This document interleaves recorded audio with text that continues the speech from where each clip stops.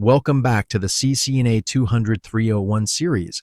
Today, we're tackling one of the most practical topics on the exam.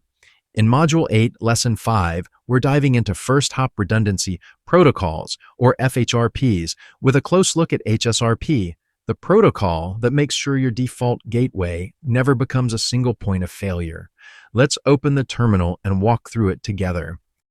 So here's the problem we're solving. Every host on a subnet is configured with just one default gateway IP, and if that router goes down, the whole subnet is stranded, even when a perfectly healthy second router is sitting right next to it. FHRP fixes this with a clever trick, a shared virtual IP and virtual MAC that float between two routers. One stays active, one stays standby, and if the active one dies, the standby takes over in seconds. The hosts, they never notice a thing. Now, Fhrp isn't a single protocol, but it's a family, and there are three main flavors worth knowing. Hsrp is Cisco's proprietary version using an active standby model, and it's the one the Ccna leans on most heavily. VRRP is the open standard from the IETF, same idea, but with master and backup terminology. And GLBP, also Cisco, goes a step further by load balancing traffic across multiple routers at once.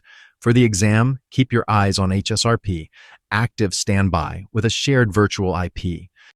So how does Hsrp actually decide which router takes the active role? It's a simple two-step election. Highest priority wins, and if priorities tie, the highest IP address breaks it. Default priority is 100, so if you want a specific router to win, bump it higher, say 110.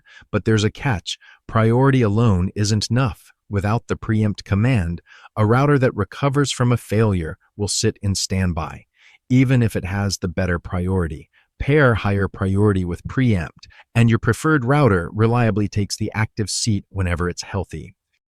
Let's put that theory into commands. On R1's interface, we enable Hsrp version 2, assign group 1 the virtual IP of 10.0.0.1, bump the priority to 1 to 10, and turn on preempt so it reclaims the active role after any recovery.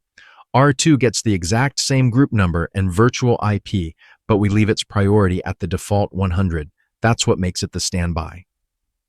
A quick show standby brief confirms who's active and who's waiting in the wings.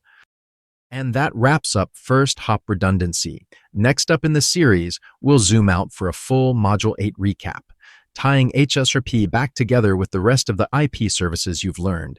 If this lesson helped the pieces click, hit like, subscribe, and turn on notifications so the next lesson lands the moment it drops. The full course is waiting for you over at Dargslan.com. See you in the recap.